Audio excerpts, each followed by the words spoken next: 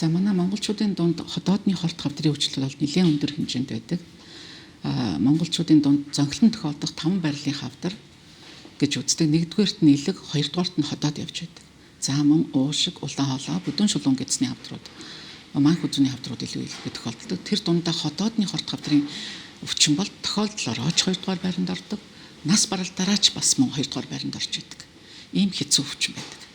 25 оны судалгаагаар тайланг би хавдар судлалын үндэсний төвөөс гаргасан тайлангийн тоо баримтыг харж байсан.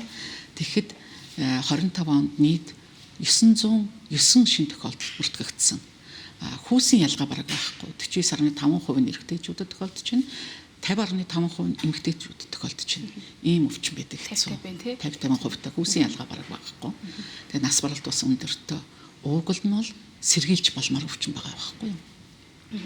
Ер нь харьцуулаад харахад өнөөгийн байдал за 909 хүн гэж энэ тэгэхээр эдгээрээс ер нь үүсгэгч одоо гол шалтгааныг шууд яриа л да. Тэгэхээр ямар шалтгаанаас олж үүсэж байна? Ер нь сүүлийн үедэд энэ шалтгаан нь бас өөрчлөгдөж байгаа болов уу? За хорт хавдар өвчин гэдэг бол ганцхан үүсгэгчгүй байдаг гэж. Одоо жишээлбэл сүрийн өвчнийг коохын санхунцар гэдэг нэг бактери үүсгдэг бол хорт хавдарт тийм ганц үүсгэгч байхгүй. Маш олон хүчин зүйлд нөлөөлнө. Гадаад ба дотоод хүчин зүйл гэдэг ерөнхийд нь ангилждаг. За гадаад хүчин зүйлд нөгөө агарын бохирдол орж ийн, хоол хүнсний аюулгүй байдал алдагдсан байдал чинь орж ийн, хөрсний бохирдол орж ийн, утааны бохирдол. Дээрээс нь нөгөө хорт зуршлууд орно. Арх тамхины хэрэглээ өндөр байх, шарсан хуурсан, хайрсан, түлсэн хоолыг хэрэглэх гэх мэт. За дотоод хүчин зүйлд нь бол хувь хүний хүчин зүйл. Хамгийн нэгдүгээрт удамшил. Удамшлыг бид нар одоогийн ангавах юм бол бүр хүмүүс арилгаж чадахгүй байгаа. Одоо бид ээж автайгаа адилхан царайтай төрдөг шүү дээ хүүхдүүд. Яг тэрнтэй адилхан өвдөх өвчнийг ч гэсэн адилхан аваад төрж яадаг. За зарим тохиолдолд цусны бүлгээр хүртэл японочууд судалгаа гаргацсан байна. 3 дугаар бүлгийн цустай хүмүүс илүү ходоодны хавдар тохиолдсон байна гэдэг. За хатан гэршилттэй хүмүүст бас илүү тохиолдсон байна гэдэг судалгаа гаргасан байна. Гэхдээ энийг хүмүүс маань бас их зөв талаас нь ойлгосоо. За би 3 дугаар бүлгийн цустай гэдэг айж үлээд авах шаардлагагүй. За мөн ходоодны шаргалаа өвчнөдөө удаан явах, хагас дутуу хэмжлүүлэх, эмчилгээгээ дутуу хаях, өөрсдөө дур мэдэн бурууын тан хэрэглэх энэ бүхэн чинь бас ходоодны хорт хавдрыг үүсгэж байгаа. Хамгийн гол шалтгаан одоо хеликобактерийг бол маш олон сугаар ярьсан болохоор энд ярих бол хеликобактерийн халдвар бас ходоодны хорт хавдрыг үүсгэхэд гол хүчин зүйл хэвээрэл байна. Тэгвэл удамшлал нэгт нөлөөлөх нь хоёрт хүний дадал зөвшөөрөл амьдралын хэв маяг өөрчлөгдөж байгаа нь бол нөлөөлж байна. Тэгэхээр энэ дээр бол хүн өөртөө тохируулаад өөрийнхөө дадал зөвшөөрлийг одоо амьдралын хэв маягаа тохируулах юм бол бас болно. Өөрийнхөө одоо удамшил дээрээ ч гэсэн тохируулан одоо арга хэмжээ авах юм бол болно гэж үзэж байна. Тэгэхээр ер нь энэ тал дээр шинж тэмдгүүд ямар шинж тэмдгүүд илэрх юм бол ер нь эмчид ханддаг вэ? Сүүлийн үед бас энэ тал дээр бас хэрхэн ажиллаж өөрчлөгдөж байгаа. За одоо 10 жилийн өмнө бол манай дурангийн эмч нар ялангуяа би юу гэж ярьдаг байсан бэ гэхээр одоо ходоод аюулхай орчим эвгүй болох, хүндөрлөх, цанхаах, гидс дүрэх, шалтгаангүй турах, цус гарах юм уу, огж бөөлж хоол орохгүй байх гэх мэт шинж тэмдэг өгвөл эмчид хандаараа гэдэг байсан. Одоо хандлага өөр болсон. Шинж тэмдэггүй байхад нь нэмлэгт хандаарай. Яагаад гэвэл хорт хавдар өвчин түүний дотор ходоодны хорт хавдар өвчин 0 шатанда ямар ч шинж тэмдэг өгөхгүй. Саяны миний дурдсан шинж тэмдэг ба. Тэрийг эмнэлгийн бус мэрэгжилтэй хүмүүс битгий хэл нарийн мэрэгжлийн бие хүртэл бие чагнаад надад 0 шатны хавдар байна гэж баримжаалах боломжгүй. Тэр зөвхөн дурангийн шинжилгээгээр мэдэгдэнэ. Тэгэхээр одоо хүмүүс маань ер нь жилдээ нэг удаа улаан хоолой ходоод нарийн гэц дуранддгийн бид нар ярихдаа ходоодны дуран гэж ярьдгийн 2-3 жилдээ бүдүүн шулуун гэцний дурантай хамрагдаад байвал энэ өвчнөөс сэргийлэх хамгийн том чухал болох юм болно. Дээрээс нь хүмүүс маань өөрсдийнхөө амьдралын хэв маягийг зөв тийш нь болгох. Энэ л одоо сэргийлэх боломжтой юм байна.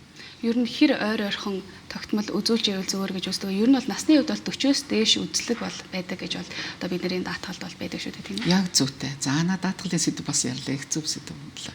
Яагаад 40-оос дээш наснд гэсэн бэ гэхээр энэ насанд түүнээс дээш насанд ходоодны хорт хавдар хамгийн их тохиолдож байгаа учраас хавдар судлалын төвөөс бид эрүүл мэндийн яамтай ярилцсан энэ эрүүл мэндийн хуулиндаа тэгж тусгаж өгсөн байгаа. 2 жил тутамд гэж байгаа. Гэхдээ сүүлийн үед бид жил тутам ходоодны дурандаа хамрагдж байгаараа гэдэг зөвлөмжийг өгдөг. За бүдүүн шулуун гэдсэнд бол 2-оос 3 жилдээ нэг удаа гэдэг. Энэ насанд илүү их хавдар тохиолдож байгаа учраас энэ хүмүүсийг даатгалд нь илүү хамруулж байгаа. Гэхдээ даатгалаа хүлээгээд авахгүйгээр хүмүүс маань бас шинжилгээндээ хамрагдчих юм бол энэ өвчнөөс сэргийлэх бас том алхам болоо явчихна.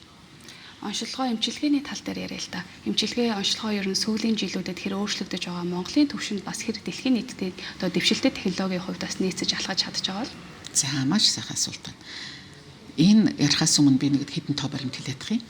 10-ад жилийн өмнө одоо ковидос өмнө гэдэг нэг хэсэг ярьдаг байлаа шүү дээ. Ковидос өмнө хойно гэдэг. Тэнд тэр хавдар судлалын төвөөс гаргасан тоо тайлан баримт мөн семинар болж олон улсын институттай хамтарсан семинар хийж яхад тэнд бол 0 шатанда онцлогдож байгаа нь ерөөсөө 0.3% гэж тоо баримт би бүр сайн санжин тэн дээр би өөрөө ихтгэл тавьж байсан учраас гэтэл одоо 25 оны тайлан мэдээгээр 0 шатанда 1.4% онцлогддог болсон байна. Маш сайн өсөлттэй. Энэ нь шууд нөгөө тоног төхөөрөмж сайжирсантай холбоотой, дурангийн эмчнэрийн чадвар сайжирсантай холбоотой, мөн тодорхой хэмжээгээр ард иргэдийн маань эрүүл мэндийн боловсрол сайжирсан учраас үзлэгтэй их хамрагдаад байгаа баг. Тэгсэн ч улмаас энэ тоо их өсөж байгаа. Нэг хавдрыг ер нь эрт ба хожуу гэж үе шатанд хуваачдаг. Эрт үеийн тэр 0 шат. 0 шат бол 100% бүрэн эмчлэгдэх боломжтой үе юм байгаа. Тэрийг дурангийн эмчнэр дурангийнхаа аппаратын тусламжтайгаар илэрсэн хавдрыг нь састыг хуулаад хотоод нь хിവэр үлдэн 2 сарын дараа саст нөхөн төлжөөл цоо хөрвүүлхэмшгэл явна гэсэн үг. Хожуу шатыг нь бид нар 1 2 3 4-гээ дотор нь бас хуваачдаг. 1 2 дугаар шатанда 25 оны мэдээгээр бол 0 шаттайгаа нийлээд 40% байна. 1-р шатанд 16% байна. 2-р шатанд 21% байна. Харамсалтай нь 3 4-р үе шатанда нийлээд 60 гаруй хувь нь байна.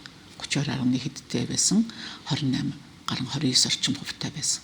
Тэгэхээр нөгөө хожуу шатных нь онцлогоо нь 60% болчиход байна.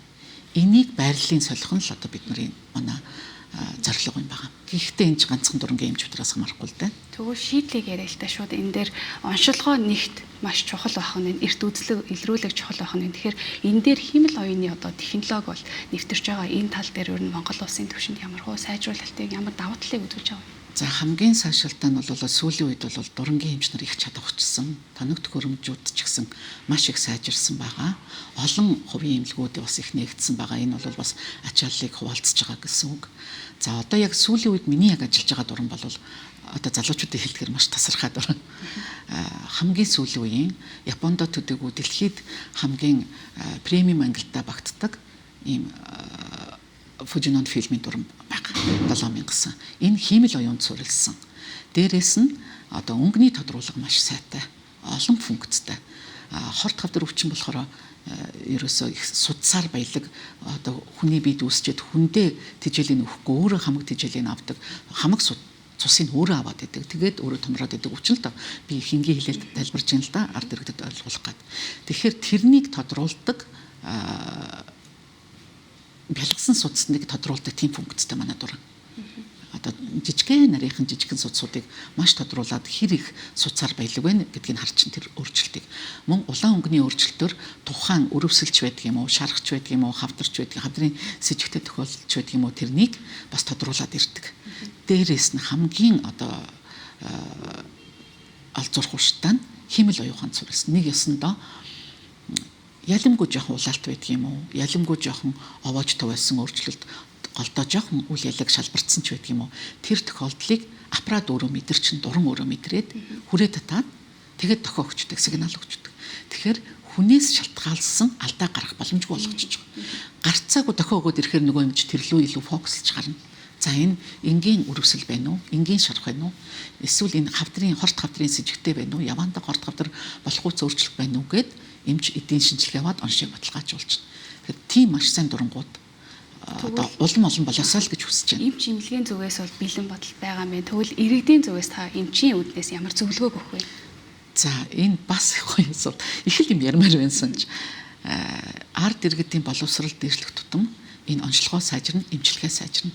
Түрүүн миний хэлсэн 60% нь хожуу шатанда хотоодны хавдар онцлогдож байна. 40% нь эрч шатанда. Хэрвээ эрч шатандаа онцлогдох юм бол эмчилгээ төдий чинээ сайн байдаг. Түрүүний хэлсэн 0 шатанд бол 100% эмчилгээтэй. 1 2 дугаар шатанд бол 80 гэдээ явчихна. Тэгээд 3 дугаар шатанд бол багасаад 4 дугаар шатанд харамсалтай юм болоод байдаг байхгүй юу? Тэгэхээр ард иргэд ийм хожуу шатанд онцлогдохгүй тулд жил болгон эрт илрүүлгийн үзлэгтэй хавдрын эрт илрүүлэг гэдэг орондоо явагдаж байгаа.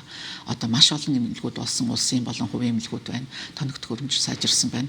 Энэ эмнэлэгтэл цаг хугацаа алдахгүйгээр заавал тэр зовөр өхийг хүлээхгүйгээр ирэх хэрэгтэй. Жил болгон онцлогоонд дурангийн онцлогоонд ороод энэ хотоодныхаа 2 жил тутам бүдүүн шулуун гэцснийхаа дурангийн онцлогоонд ороолайвал хавдраас сэргийлэл за муугар бодъё. Хавдар илэрлээ гэж бодоход жил бүр яваад ах юм бол тэр хожуу шатанд орох хугацаа биш байхгүй юу? За хүрэлцэн ирж ярилцсан танд маш их баярлалаа. Үнэтэй зөвлөгөөг бас өглөө. Бид Нура төвийн дурангийн зөвлөх эмч клиникийн профессор Оюун Чимэгтэй ярилцлаа.